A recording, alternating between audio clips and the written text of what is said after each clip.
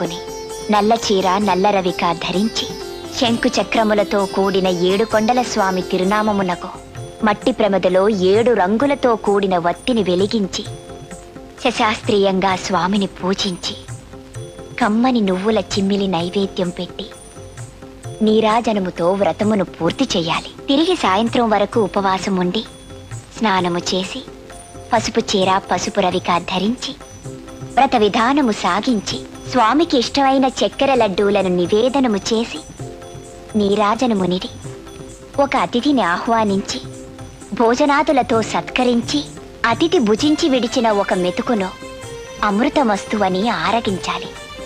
అప్పటికి ఆనాటి శనివార వ్రతం పూర్తవుతుంది.